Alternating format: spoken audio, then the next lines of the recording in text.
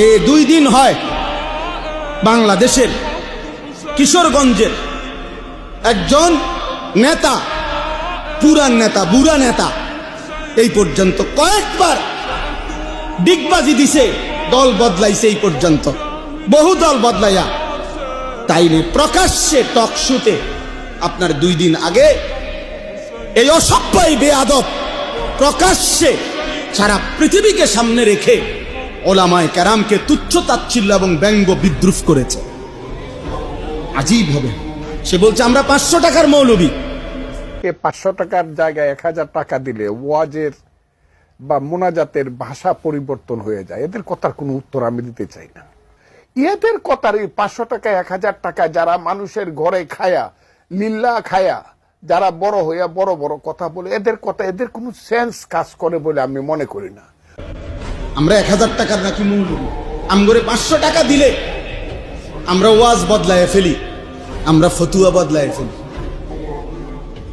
নারীদেরকে বলছে তোমরা এই মোল্লাদের সন্তান পেটে ধারণ করবা না।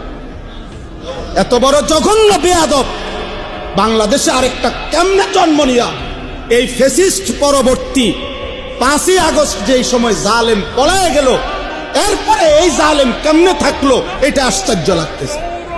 এত বড় জঘন্য বেয়াদব, এত বড় ভয়ানক বেয়াদব।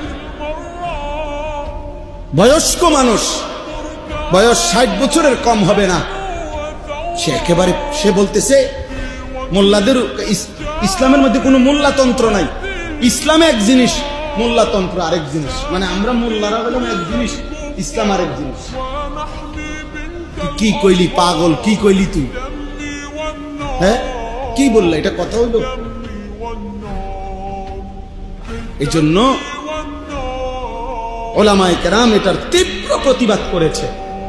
এমন জঘন্য বেয়াদব যেই দল লালন করে তাদের ভবিষ্যৎ খুব ভালো হবে না,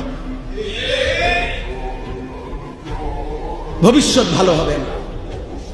এই নাফরমান ওলামা বিদ্বেষী, আলেম বিদ্বেষী, সে নিজেকেও ডুবাবে, তার দলটাকেও ডুবাবে। শেষ আশ্চর্য। এজন্য ভাইয়া একজন হলেও মনে রাখবেন, উম্মতকে ওলামাদের থেকে, সর্বশ্রেণীর মুসলমানকে, মানুষকে আলেমে দ্বীন থেকে বঞ্চিত করার যেই কোনো ষড়যন্ত্র, যেই কোনো চেষ্টা, এটা আমরা ঘৃণা ভরে প্রত্যাখ্যান করা দরকার।